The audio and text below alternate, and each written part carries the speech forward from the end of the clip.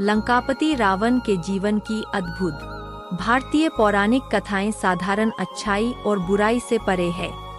हिंदू पुराणों में हर कदम पर एक दिलचस्प कहानी है। ऐसी ही एक कहानी रावण की है। कहानियों के अनुसार रावण ने खलनायक की भूमिका निभाई, लेकिन उन्होंने यह भूमिका क्यों निभाई, यह बहुत महत्वपूर्ण प्रश्न है। यह वास्तव में अच्छाई और बुराई के समीकरण में संतुलन लाने के लिए था। कोई आश्चर्य नहीं कि वे अभी भी दुनिया के कुछ हिस्सों में पूजे जाते हैं। रावण पुलस्त्य का पोता था, जो भारतीय पौराणिक कथाओं के सबसे महान संतों में से एक और सप्तर्षियों में से एक थे। उनका जन्म ऋषि विश्रवन और असुर की माता कैकाशी से हुआ था, इसलिए उन्हें आधा असुर राक्षस और आधा ब्राह्मण ऋषि माना जाता है।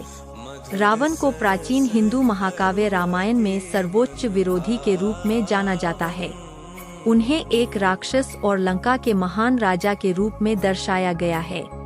उन्हें 10 सिर वाले राक्षस के रूप में जाना जाता है, लेकिन बहुत कम लोग जानते हैं कि वह 10 सिर के साथ पैदा नहीं हुए थे। रावण वास्तव में भगवान शिव का एक महान अनुयायी थे, एक असाधारण विद्वान, एक उत्कृष्ट शासक और वीणा के वादक। उन्होंने 2 पुस्तकें लिखी थीं, रावण संहिता ज्योतिष की एक पुस्तक और अर्का प्रकाशम सिद्ध चिकित्सा की पुस्तक। वह आयुर्वेद और काले जादू की काली प्रथाओं में पारंगत थे। ऐसा कहा जाता है कि वह अपनी इच्छा से ग्रहों की स्थिति को नियंत्रित कर सकते थे। उनके पास पुष्पक विमान था, जिसे उन्होंने अपने सौतेले भाई कुबेर से जीता था।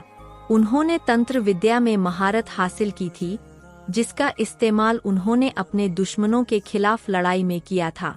एक बार जब रावण ने कैलाश पर्वत को उठाने की कोशिश की, तो भगवान शिव बहुत क्रोधित हो गए और फिर रावण ने भगवान शिव स्तुति करना शुरू कर दिया और क्षमा मांगी। भगवान शिव रावण से इतने प्रसन्न हुए कि उन्होंने पूरे क्रोध और जोश के साथ नृत्य करने की बात कही, और इस नृत्य को तांडव कहा जाता है और मंत्रों को शिव तांडव स्तोत्रम के रूप में जाना जाने लगा। शिक्षा प्राप्त करने के बाद रावण ने नर्मदा नदी के तट पर भगवान शिव को प्रसन्न करने के लिए एक विशाल तपस्या की।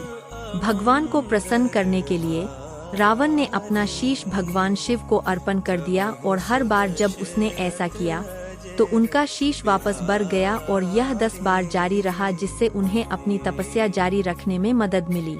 इस प्रकार भगवान शिव ने रावण को 10 सिर दिए, जो उन्होंने बलिदान किए थे। इन 10 सिरों के कारण उन्हें दशमुख भी कहा जाता है। रावण के 10 सिर 6 शास्त्रों 4 श्रेणियों से युक्त हिंदू धर्म के पवित्र ग्रंथ श्रुति, स्मृति, पुराण और तंत्र और 4 वेदों के प्रतीक है, जिसने रावण को एक महान विद्वान और सबसे बुद्धिमान प्राणियों में से एक बना दिया।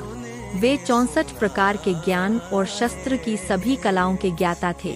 उन्हें प्रासंगिक संगीत स्वर के साथ वेद संकलित करने के लिए जाना जाता है, और उनका शिव तांडव स्तोत्र अभी तक भगवान शिव की स्तुति में गाया जाने वाला सबसे लोकप्रिय भजन है। फिर भी रावण के 10 सिरों की 10 भावनाएं हैं। वे भावनाएं हैं काम, वासना, क्रोध, मोह, भ्रम, लोभ, लालच, माड़ा, अभिमान, मत्स्य, ईर्ष्या, मानस, मन, बुद्धि, चित्त, इच्छा और अहंकार। एक बार महान राजा महाबली ने रावण को इन 9 भावनाओं से दूर रहने और केवल बुद्धि रखने की सलाह दी, जिसको सुनकर रावण ने कहा कि इन सभी पहलुओं का अधिकार समान रूप से महत्वपूर्ण है, और ये सभी उसे एक पूर्ण पुरुष बनाता है।